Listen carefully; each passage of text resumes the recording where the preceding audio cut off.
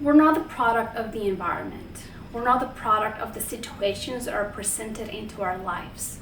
We're not the product of our life experiences, but we are a product of the expectations and the actions we're taking to meet those expectations. Let me say it again. We are a product of the expectations we have for ourselves and the actions we're taking to meet those expectations.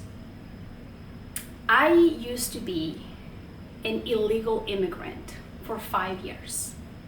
Yes, an illegal immigrant married to a US citizen for 5 years. I remember standing right in front of the immigration officer as I was holding my firstborn. And we had just found out that my firstborn was profoundly deaf and he was going to need surgery in the future. So as I'm standing there holding my firstborn, the immigration officer looks at me and she says, "You came into this country with the intentions to get married and I'm denying your petition." And she stamped the paperwork. And I just remember my husband and I were just looking at each other in shock, not knowing what to say, not knowing what to do. Now I share this information with you. I share my story with you because as I was reading a book called The Master Plan by Chris Wilson, these memories just came back. And in this book, you're going to find out that your environment does not define your future. Your story does not define your future. It's your expectations and the actions that you take to meet those expectations that's going to define your future. Chris Wilson he was an inmate, that he was sentenced for life. And through his time in jail, he find purpose and he find meaning by asking questions to himself, by asking, why am I here in this planet Earth? Where do I want life to take me? What legacy do I want to leave behind? How do I want people to remember me? And by asking those questions, he found purpose and meaning in his own life. And he developed discipline, he developed habits because he built a master plan. And I remember he wrote 32 things that he wanted to accomplish. And he studied the master plan often. He would look at the master plan and then he would mark out things that he had accomplished.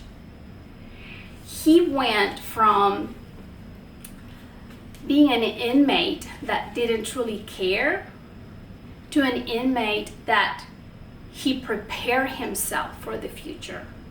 He wanted to be free, so he knew he had to earn it. So he got his high school diploma, he began college, he built furniture in jail. He says that he built the ping pong table, they painted. Of course, he created a master plan and he advised others to do the same thing, to create a master plan, to find purpose and meaning, like where do you want life to take you, He learned Spanish and Italian.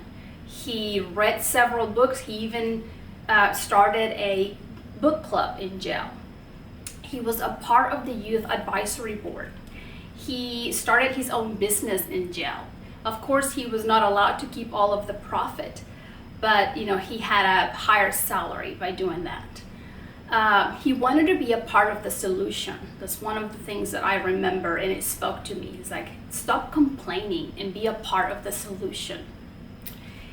And the fascinating thing and frustrating at the same time, whenever you read the book, you're going to find out that he changed anger into determination, because there was so much resistance in his life and his story that he could have stopped and say, what, forget it, this is too hard, this is too difficult.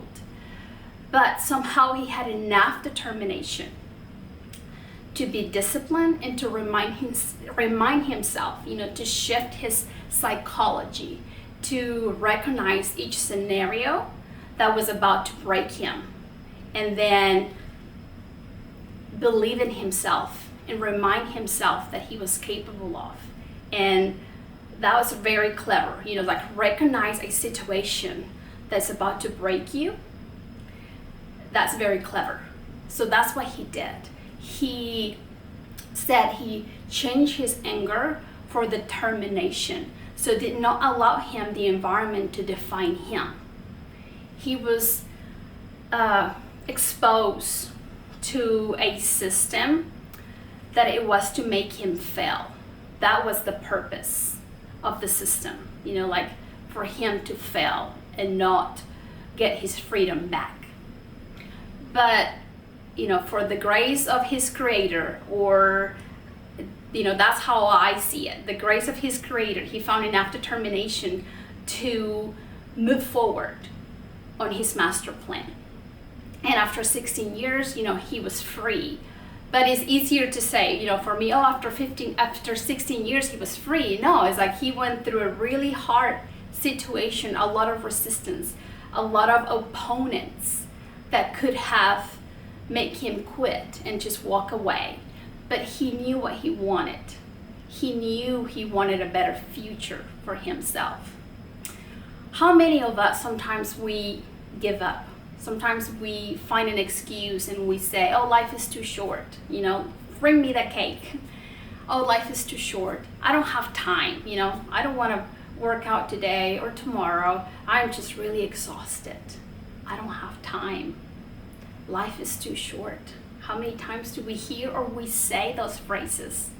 And that stopped us from fulfilling our expectations. What I found fascinating on his master plan and the strategies that he used is that, first of all, he asked questions. He asked the smart questions that gave him the meaning and purpose. What legacy do I want to leave behind? How do I want to be remembered? Where do I want life to take me? Why am I here on planet Earth? He asked smart questions that gave him purpose and meaning of his life. And with that, he found direction. He wrote a master plan. He knew where he wanted to go. Then he found enough determination. He found that discipline to build those habits daily. And that consistency sometimes get overwhelmed. Sometimes you get bored of doing the same thing all over and over, even if it's serving you. But he found a way to remind himself why he was doing it. He believed in himself. And I think most of us, sometimes that's where we lose track of our master plan, of our expectations, because we stop believing in ourselves. We allow self-doubt to sneak in. And then we find excuses like, life is too short. I don't have enough time. And then we settle for comfort versus courage. Or like Lisa Nichols says, we choose convenience versus conviction. And that's what most of us give up, because we stop believing in ourselves. I am living it right now, honestly. I have to remind myself who I am and why am I doing what I'm doing. Because the lack of self-doubt sneaks in. I'm doing something new. I'm doing something that is not out of the norm. I'm making videos of books, of knowledge. I got a certificate saying I'm a knowledge broker. What? A knowledge broker? You see, I'm doing something that is not traditional. So every day I have to feed my self-confidence. I have to believe in myself that I am capable of, that I'm competent. I have to build my trust in what I'm doing and why I'm doing it. I don't know if you're there or not, but the key is finding the strategies and techniques to build your self-confidence, to remind yourself that you're capable and competent to achieve your expectations, to achieve your dreams. So first of all, he asked questions. If you are missing purpose and meaning in your life, ask the right questions so you can get answers. And then develop your master plan. What do you want to achieve? What do you want to accomplish? How do you want people to remember you? Step number 3, you have to develop good habits. You have to find the discipline within you, the hunger to follow through. Number 4, you have to develop steps, techniques, strategies to believe in yourself, to feed your self-confidence. That is very important because most of us stop right there. And you're gonna have days where your negative thoughts are going to win.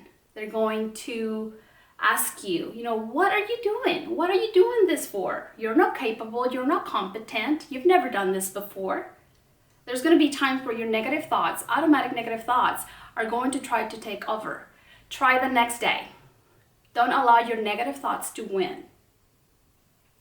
Step number 5, what Chris did, he planted seeds. He began to ask. He began to ask if he could, start a book club. He began to ask for a little bit more freedom in jail because he had earned it. He had shown that he was disciplined enough, that he was a good inmate, and that he had a future. So he began to ask questions.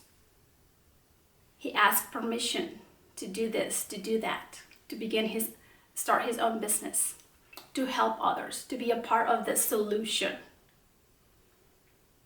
His sentence was reduced after a lot of resistance, after a lot of opponents. But one thing that I was reminded of reading this book is we need resistance. We need our opponents in life for us to build that muscle. To build that muscle in our mind, to be like, I know where I'm going, I know what I'm doing, I know I'm capable of, even if you don't believe in me. I know who I am. We need that resistance in our lives. Because if it was really easy, then you truly wouldn't appreciate it as much. So if you have opponents in your life, if you have resistance in your life, somehow we have to learn to be grateful for it because they're building us. But make sure that they're building you in the right way, that they're building you with love. Make sure you're not building walls because they're your opponents and you're after to get them and you're going to prove them wrong. No, that's not a way to do it. That's not the right way. Make sure that you're grateful for it because it's testing you. It's testing you to see if you believe in yourself. This man had so much resistance in his life that I had to stop reading the book because it bothered me so much. But he taught me, with his story, he taught me so much, and he reminded me of believing in myself. He reminded me of changing my anger into determination. He reminded me of being a part of the solution. Wherever we are, be a part of the solution. Let's be the heroes of our own story. Blessings to you all. I hope to see you soon.